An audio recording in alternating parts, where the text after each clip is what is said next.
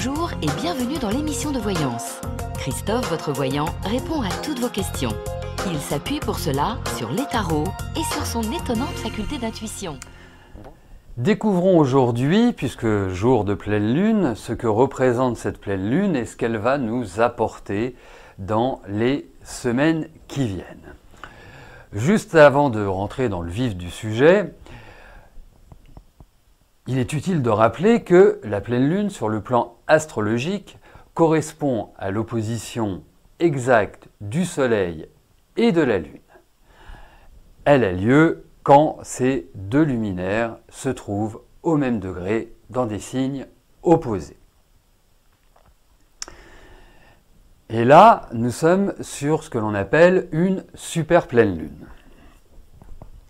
Alors, pourquoi l'appelons-nous comme ça? C'est très simple, elle porte ce nom parce qu'elle est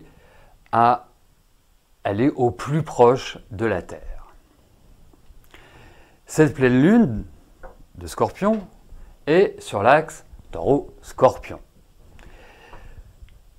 Le Taureau et le Scorpion représentent les possessions, les avoirs, les valeurs, les samskaras. Ce sont les dons, c'est ce que l'on a à la naissance, c'est du domaine de l'inné, ce que l'on sait sans l'avoir appris. C'est aussi l'axe des plaisirs, de la transformation, de la sexualité. Et c'est aussi, chez le Scorpion, tout ce qui se rattache à la transmutation, à la mort, qu'elle soit physique ou qu'elle soit psychologique. Il y a toujours cette idée de renouvellement. Donc, la pleine lune, bien qu'elle exerce une forme de tension importante pour la plupart d'entre nous, est une phase qui nous permet de faire le point, de nous interroger sur l'ensemble de nos relations, celles que nous entretenons, que ce soit sur le plan amoureux, que ce soit sur le plan affectif, amical ou familial. Elle est propice également pour comprendre avec beaucoup plus de lucidité les blocages que nous vivons.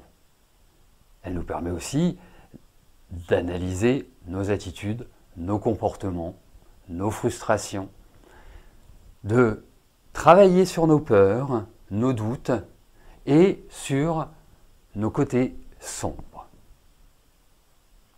afin de les accepter et de les améliorer. L'acceptation de soi sera la trame de cette pleine lune. Et bien évidemment, quand on parle de soi, on parle également des autres. Donc c'est une pleine lune qui est tournée vers les relations. Quelles sont les forces en présence? Nous avons 4 planètes en Taureau: Soleil, Vénus, Mercure, Uranus, opposés à la Lune, et tout cet ensemble est au carré de Saturne. Saturne est la planète du temps, de la frustration, des blocages, et nous donne toujours le sentiment de ramer pour obtenir ce que nous souhaitons. En carré avec ces 4 planètes en Taureau et au carré de la Lune en Scorpion, cela va impacter, bien évidemment, selon votre signe, beaucoup de points psychologiques et matériels de l'existence. Il est clair que si nous ne sommes pas vigilants sur nos manières de réagir, nous allons plonger tête baissée dans les travers de Saturne.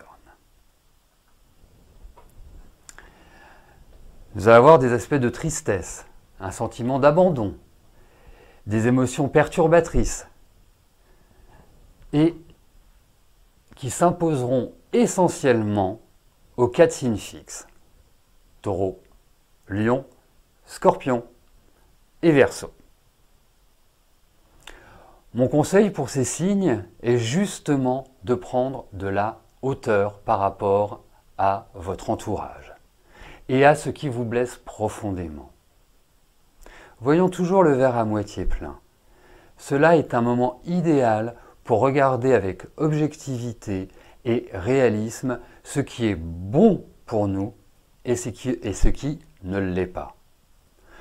Il ne faut surtout pas être dans le déni. Il ne faut surtout pas avoir peur de couper quelques branches. Il ressort également un sentiment de dépendance et de dépendance affective. Cela peut se traduire par une impression d'être moins aimé ou de ne plus avoir la connexion avec l'autre. Donc de facto, cela va engendrer des doutes sur soi et des problèmes d'estime de soi. Et ce ne sont que des impressions. Alors, ne mettons pas inutilement le feu. Ne soyons pas dans des réactions impulsives, immaîtrisées. Sachons être patients et accompagnons ce mouvement de la pleine lune dans une forme de distanciation, en ce moment c'est un peu la mode, sans toutefois plonger dans la froideur et la radicalité dans nos relations. Clairement, c'est la réalité qui va s'imposer à nous. C'est la vérité qui risque de nous déstabiliser. Alors, oui, acceptons d'être submergés par nos émotions. Oui, acceptons de dévoiler nos sentiments. Oui, acceptons la confrontation. Oui, acceptons ces fluctuations émotionnelles. Et oui, acceptons ce travail d'introspection. Et vous verrez, in fine, que nous en sortirons grandis. Mais heureusement, et c'est souvent le cas en astrologie, il y a des aspects que j'appelle dynamiques, que les anciens appelaient des aspects négatifs. Des aspects dynamiques, ce sont des aspects qui nous mettent des petits coups de pompe aux fesses et qui nous obligent à sortir de notre zone de confort. Et donc il y a toujours plusieurs manières de les aborder, ces aspects-là. Soit nous nous blottissons, soit nous réfléchissons et nous essayons de comprendre pourquoi ce mécanisme nous effraie ou pourquoi nous sommes confrontés à cette situation. Donc, trouver les solutions qui nous permettent de les dépasser. Au même titre que quand on est devant un mur qui est haut, on se dit, voilà, est-ce que j'ai peur de l'escalader? Si je l'escalade, eh bien, je vais progresser et je vais aller dans le jardin d'Éden. Et si je ne le franchis pas, je resterai toujours à cette place-là sans évolution. Donc, comme je vous le disais, heureusement, puisque Mars est entré en Cancer depuis quelques jours et forme avec cette pleine lune de très bons aspects. Je rappelle que Mars est la planète de l'action et de la volonté.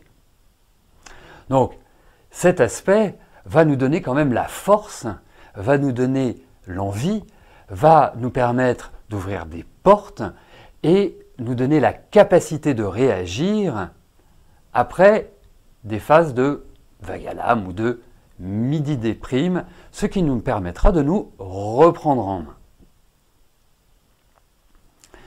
Ce qui est assez exceptionnel dans cette pleine lune, c'est que traditionnellement, tous les signes sont impactés.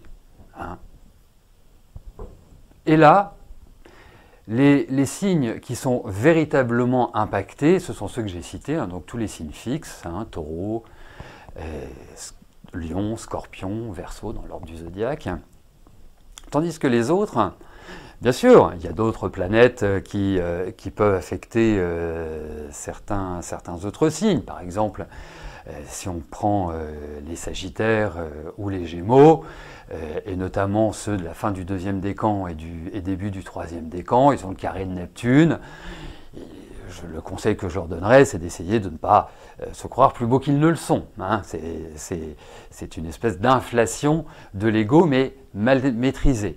Mais globalement, si, on peut dire pour les Béliers, les Capricornes, les Cancers du 3e décan, fin du 3e décan, vous vivez à l'heure actuelle le carré de Pluton à votre Soleil, donc ce sont des remises en cause, ce sont en profondeur, hein, ça peut aussi être des inquiétudes par rapport à des membres de votre entourage, mais c'est une grosse remise en cause existentielle. Donc, il faut l'aborder en se disant « Ok, je vais vivre des rythmes un peu fluctuants intérieurement, je les accepte, je travaille dessus, ça me permettra de le vivre le moins mal possible. » Mais autrement, si les poissons du fin 2e décan, début 3e, faites attention parce que Neptune sur votre Soleil peut créer une inflation, donc peut créer une prise de poids. Voilà. Mais voilà pour l'instant ce qui demeure dans le zodiaque et les principaux événements qui existent. Et donc tous les autres signes sont plutôt, je dirais, favorisés. Voilà.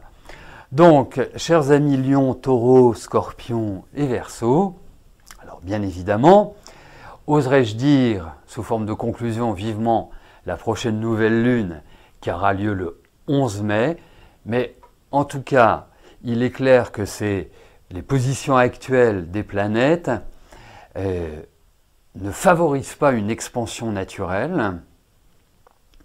Il faut être extrêmement vigilant dans ce que vous initiez, dans ce que vous faites, puisque toutes les planètes sont quasiment là sur cette période d'une quinzaine, et au-delà, puisque Jupiter et Saturne étant en Verseau, bah forcément ça va impacter tous ces signes fixes. Donc il faut savoir ronger son frein de temps en temps, il faut être extrêmement calme, posé et encaissé. C'est d'une certaine manière les maîtres mots de cette pleine lune. Voilà. Donc plutôt sympa pour une grande majorité, plutôt délicate pour une petite minorité. Quand c'est comme ça, on fait le dos rond, on attend et on verra la prochaine échéance qui aura lieu le 11 mai, dont je vous parlerai. Ça tombe aussi un mardi, donc notez dans vos tablettes que le mardi 11 mai, eh bien, nous parlerons de la nouvelle lune qui, elle, sera en Taureau. Voilà, si vous avez besoin d'autres renseignements, n'hésitez pas à m'écrire, par mail, à me téléphoner, sur Facebook, sur YouTube. Enfin, vous avez accès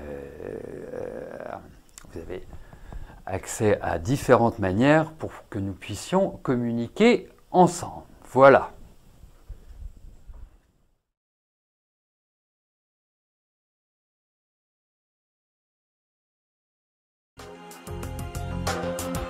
N'oubliez pas que du lundi au vendredi, à partir de 13h30, je réponds en direct à vos questions sur le site de l'émissiondevoyance.com et j'aborde avec vous tous les sujets qui vous tiennent à cœur.